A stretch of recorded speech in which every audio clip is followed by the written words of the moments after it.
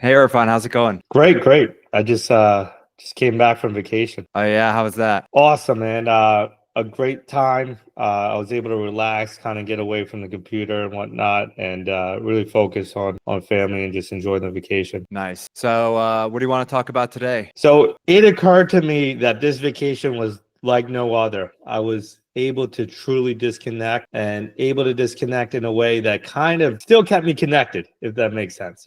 So I kind of want to explain how me as well as you, we set up our inboxes and our emails to kind of help us rather than create like a mass setup for mass emails to come in, disorganization, and kind of stress associated, right? So Mhm. I remember having that feeling in multiple vacations prior to the vacation I just had, where my email inbox just did not stop. And it could be anything from a promotion from Best Buy to I need this sign and sent back right away, Mhm. and they were just coming in left and right. Yeah. I'm sure you've had the same type of stress, I guess, email stress, right? Yeah, for sure. I mean, email still causes me stress. I think I tell you probably almost once a week that I don't like to work in email. I think it slows everyone down. And yeah, like the evolution of email from when it first started to now has come such a long way, especially for people who like to be organized like us.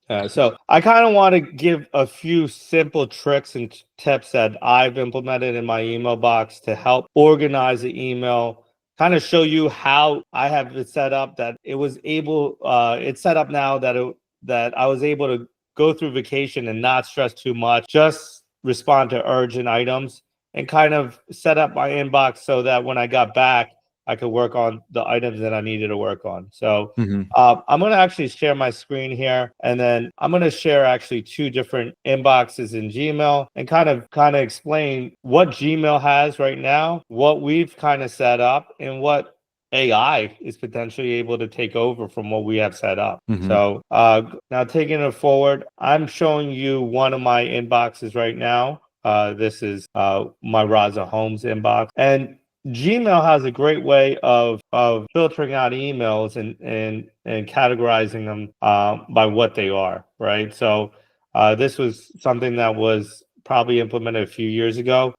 This is a little bit like AI. They just never really called it AI. That term wasn't around at that time. It's going through your emails. They're showing you your friend requests, etc., putting into social promotions. I mentioned Best Buy. Best Buy should come into this email setting, and then primary. So it sets it up so your primary is your primary, what you need to respond to. This at the very least is pretty necessary to make sure your inbox is what is the inbox you need to review. I think we both took a little bit further, right? So in the sense we Yeah. wanted to see things, and we didn't want to see things ever again, right? So in terms of promotion and social, we wanted to review, filter out things that we never wanted to see again, and push them into a category, maybe push them to archive right away, or maybe even change notification settings so they never came to us. So an easy way to do that is to first manage your customizations. We like just one inbox, so we do a priority inbox. I'm sorry, we do a multiple inbox so that everything is coming into one inbox. And then an easy way, I will show you how to label right now. I'm creating my own labels, filtering them out, because I like to just see a little bit more filters than what Google provides. So I'll put ads here. And then you can take this, grab this email, see all settings, filters and block addresses, and then create a new filter. Skip the inbox, add the label, ads, and then you can never send it to spam. Also apply a filter and matching conversations, and you can mark it as read, right?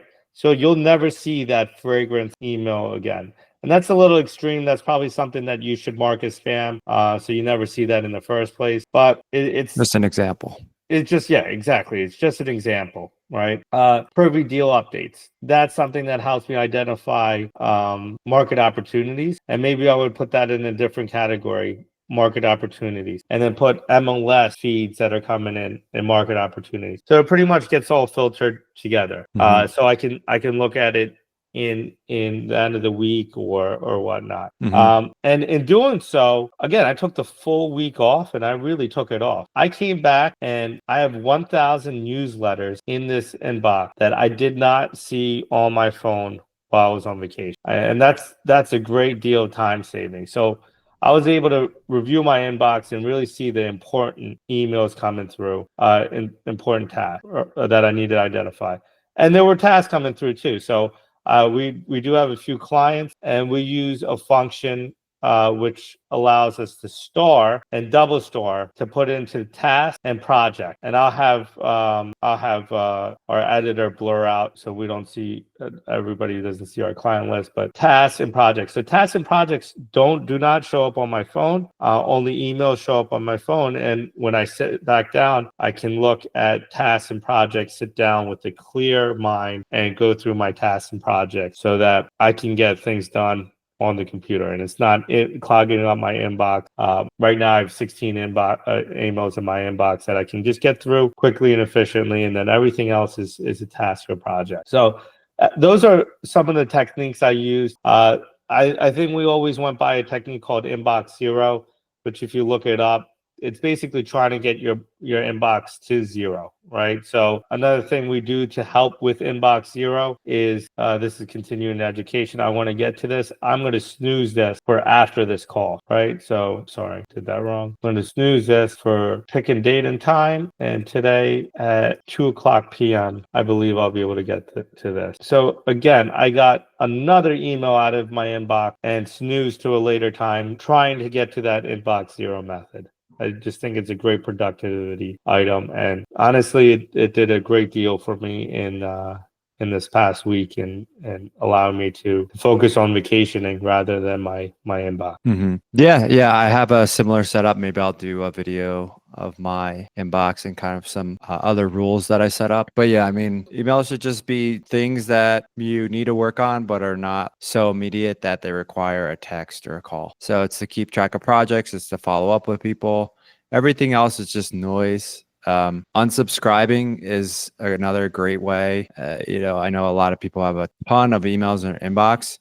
I tell them first thing to do, just start unsubscribing. Even if just one or two a day, it makes a difference. And eventually your inbox will stop getting so many emails. And then once you have less emails coming in per day that you have to delete, then you can start organizing them as well. But yeah, I mean, it's really important because there are really important things that come through and people miss them with deadlines and stuff. Like I can't imagine having 10,000 emails in my inbox that are not organized, and I can't really clearly see an important email coming through. It's not efficient. It's not a good way to run your business or your life, frankly. So yeah. Awesome.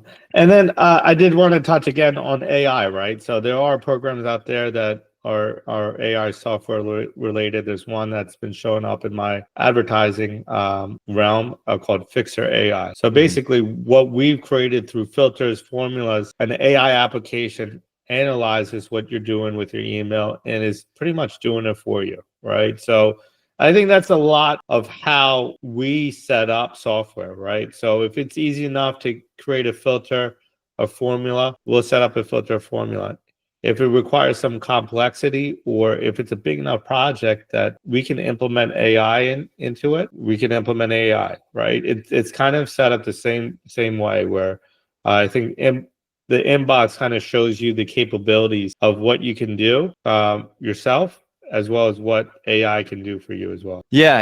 And I mean, AI's been around in some way, shape, or form for a while, right? I mean, we've had the auto labeling in Gmail. We have the suggested words. Even when you're texting someone, it suggests how you want to end your sentence. So it's been around for a while. But yeah, I think the kind of like the merging of AI tools and also just what you're able to tell it to do, right? Because it's not going to predict, oh, this email's specifically like should be in this specific bucket. That's more for you to decide.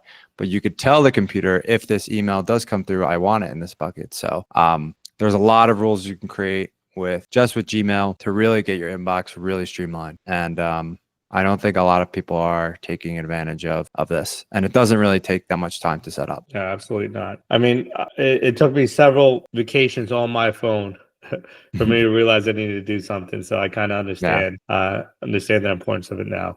But yeah, just want to get through that. I guess until next time, Alex, I appreciate your time here, and then we'll talk soon. All right. All right. Sounds good, Irfan. Thanks. Take care.